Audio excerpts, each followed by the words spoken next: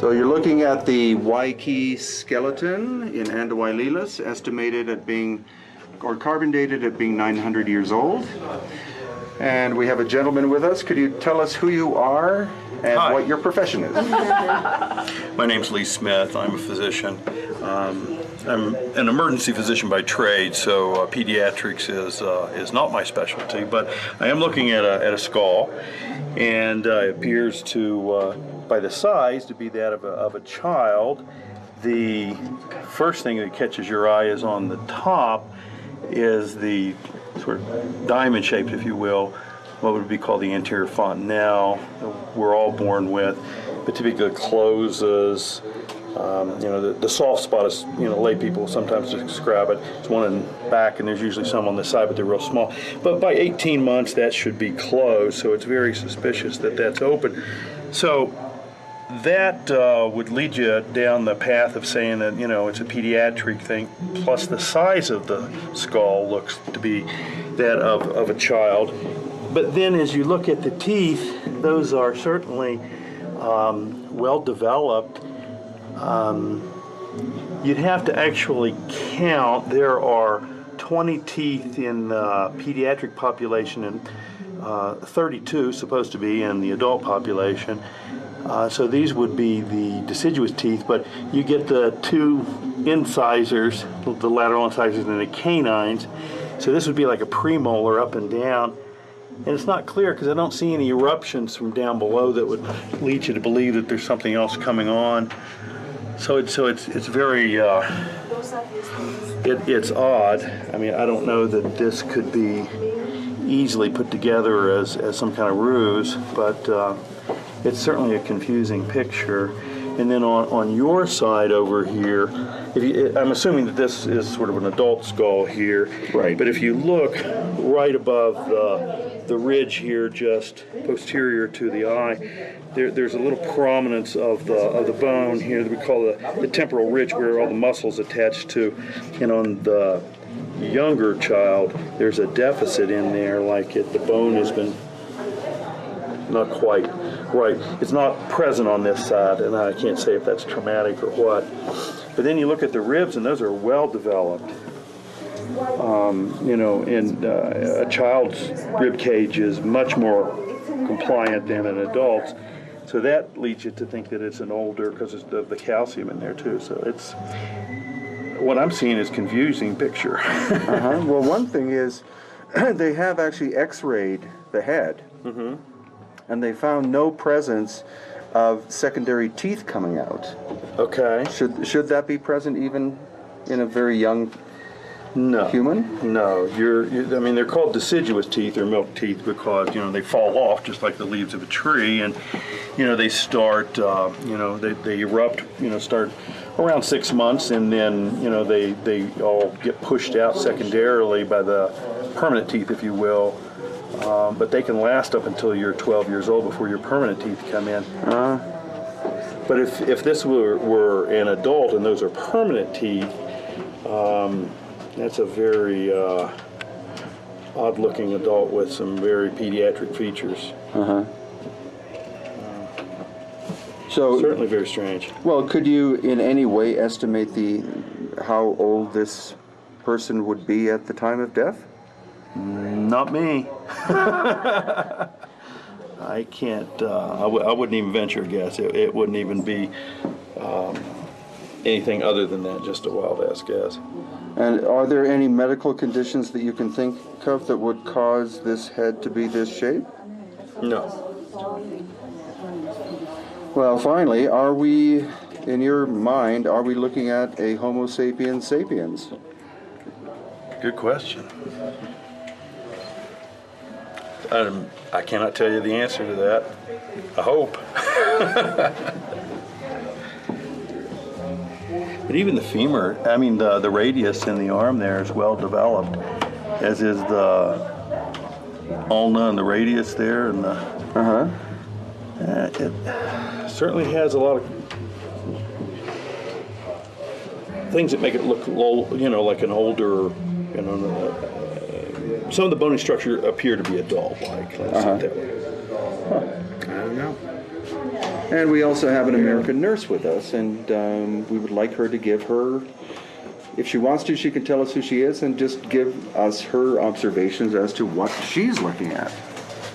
Hi, I'm Noelle Evers, and I'm really struck by the narrowness of the eyeball sockets, which is actually seeing the narrowness of the jaw. It's kind of the pointiness of it.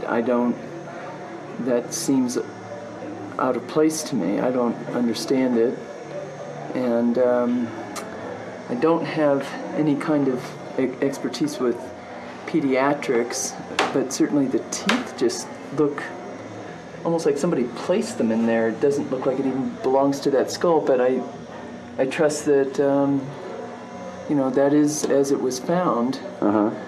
So it just seems very strange to me, and I can't really comment on the ribs as were commented on earlier as being well formed or not. I'm not a pediatric nurse, but it's the face more than anything, the narrowness of the eyeball sockets, continuing on down to the pointiness of the chin and those large teeth that just, to me, are the most striking features that are so anomalous. Yeah. Well, I've seen it from within a foot because I've seen it outside the glass case.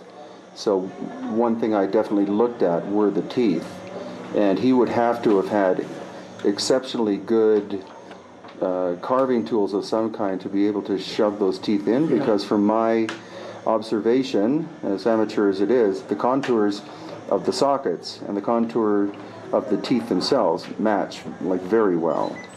With no evidence of there being any cutting into the sockets in order to get those teeth to fit. Right. Yeah, you would destroy the actual piece, just trying to fit something like that in, and that wouldn't make sense. I trust that those are as it was found. So in your estimation, are we looking at Homo sapiens sapiens here? That is not any kind. No, I can't. That's something I really don't have any understanding of, because it's not anything that I'm familiar with. Right. I mean, the skull over here on the right, I think, is given as an example of a normal skull. It's an adult, right, presumably, but the difference is it's striking. I don't understand what I'm looking at. It's like I say, quite anomalous, and I don't. It has me scratching my head. Okay. Yeah. That's more or less the opinion of any medical professional who's looked at it. Yeah, it's quite extraordinary.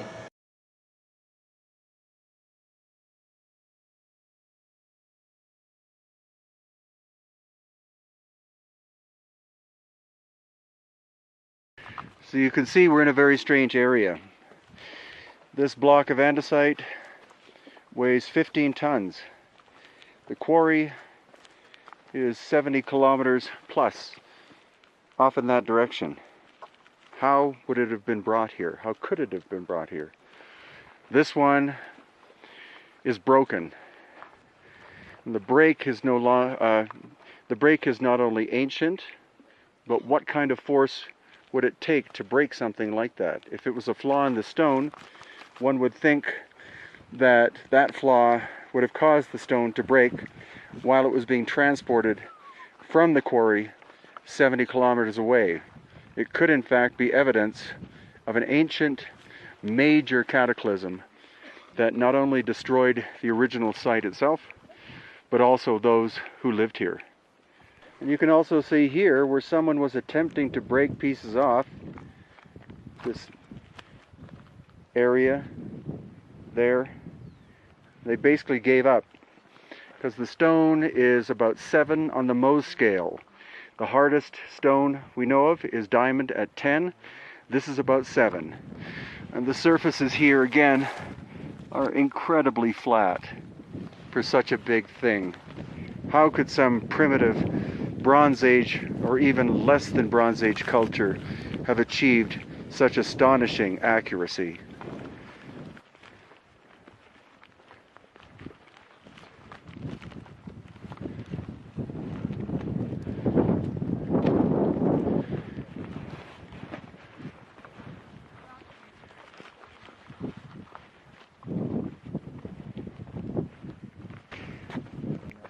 So in the oldest work, again, these incredible precision surfaces like this, no ornamentation. It seems totally practical, except this here is a reoccurring symbol. To me, it seems like it's almost as though it's the manufacturer's mark. And there's only one location that I've ever seen that symbol before, and that's in a very obscure little cave in the Sacred Valley of Peru. But that symbol repeats over and over again, especially in the famous so-called H blocks over in Pumapunku. Okay, we're inside what's called the subterranean temple. You see all the heads on the wall, on all 4 walls, and this is a depiction, supposedly, of Viracocha, the creator god. What's intriguing is you'll see that he has a beard, and that is very atypical of Native American people. However, this is not a fine sculpture, and it's also made out of red sandstone. What we're going to see through that gate is a much finer, much larger figure of Viracocha made out of harder andesite material. Some people are convinced that every type of human being around the world is portrayed in this subterranean courtyard, but the workmanship of the faces is really very crude, so that's very much a generality, and I personally don't believe it. You do see some people with headdresses that may possibly be from or similar to other cultures, such as the Olmec of Mexico, but to make a statement that all of them, or that all of humanity is represented in this wall, is really pushing it a bit far, I think. And a real problem with the subterranean temple we're in is that it was reconstructed in the 1960s, and so whoever supervised the reconstruction didn't really know exactly what it originally looked like, and they just took stone from the area and filled these walls in. These megalithic stones are probably original, but the other ones could have been from different buildings, from different areas of this site. So that is actually very sad, because it's not a smart idea to do, such as this kind of work. This makes the ancient builders' work look like a mess, when in fact what the ancient builders did was probably far superior to this. So it was the ignorance of archaeologists randomly picking stone and shoving it in the wall, randomly finding places for these heads to go. And it's really a tragedy, because this does not represent what this subterranean building or area originally looked like. So we're at the famous Sun Gate, and you see the relief carving on it. You see the precise flatness of the surface as I go around it here. That's astonishingly smooth. And then around the backside, amazing levels of erosion. So what they do know is that it was lying face down. This was exposed to the elements, and that's why there's so much erosion to it. We also see these false doors, 1, 2, 3, 4, 5, 6, and the real door in the center. All of them, you see the pattern. You see the double jamb system on top, or double lintel on top. That, I think, is indicative of the original builders of the Pumapunku and this Tiwanaku site. How old? Arthur Poznansky, who spent decades studying this site in the 20th century, and an early user of archaeoastronomy, believed this site could be as old as 17,000 years. And of course, when he made that statement, his life was destroyed. Next, we go over to the Viracocha. So this is a famous sculpture of supposedly the god Viracocha, or maybe the one sent by Viracocha, called Viracochan. It is most likely that it was made by the Tiwanaku culture, because that is what all of the inscriptions are on it from their culture. But the stone itself is the andesite that comes from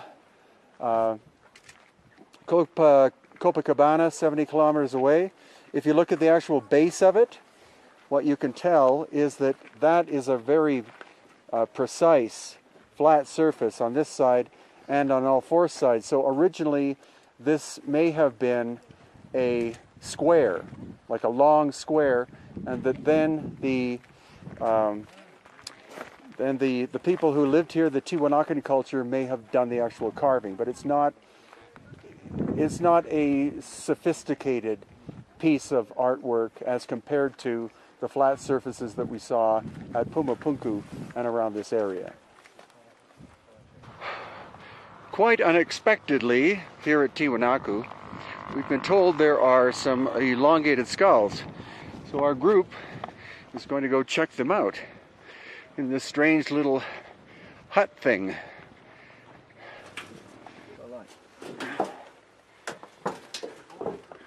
Whoa, holy fuck. Oh, it is.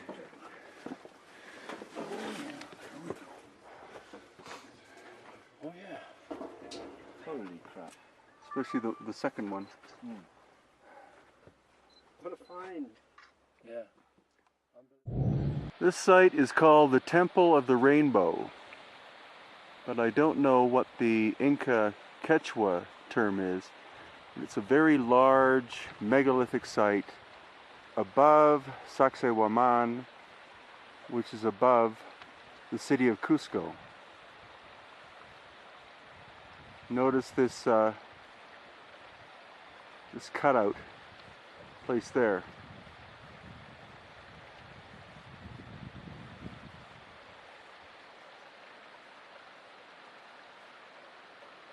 So there are a lot of places in Cusco, the Sacred Valley of Peru, and above Cusco, which are called ceremonial places, meditation spaces, etc.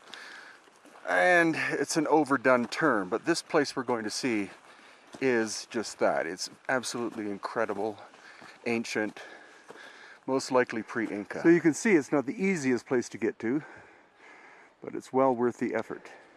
This little aqueduct follows the ancient Inca trail we're on, and it's something that the Inca did wherever possible.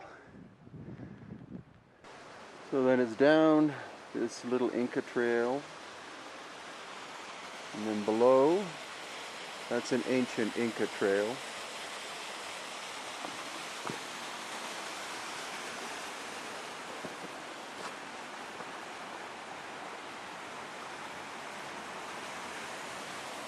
And around this corner is the cave.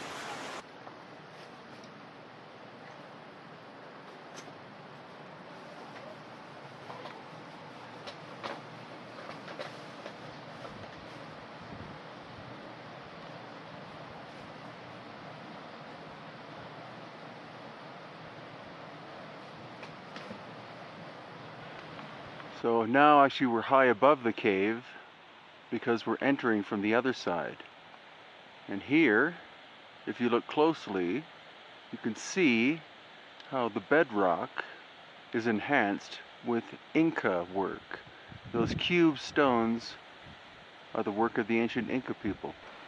And up here, you see the Inca stonework. And as I pull back with the zoom,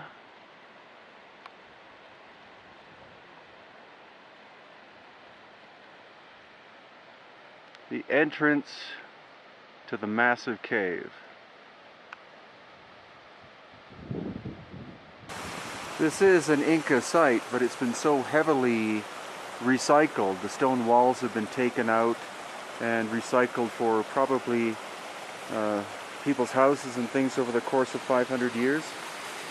But this finally is the entrance to this quite massive cave.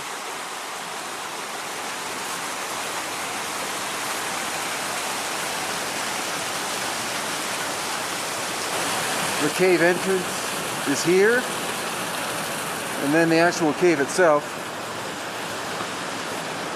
is over here.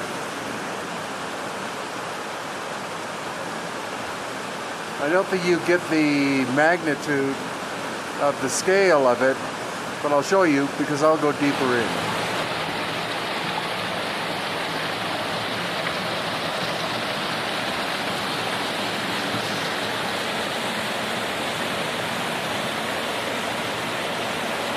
Now I'm more or less at the back wall, but it's not simply a wall that ends. The stream and the tunnel continue that way. You might be able to see the faint light at the end, but that is the place where we started in this little film. Without bothering to put on something for the microphone to dampen the wind is part of the experience, because this is the way out of the tunnel. The actual location of this tunnel I'm not going to give, because some people in Cusco know about it, some do not. The local people do not want it to be a major tourist attraction, but if you search hard enough, you'll find out where this incredible tunnel system is. This is only one of them, outside the city of Cusco, Peru. But I can possibly show it to you via www.hiddenincatours.com.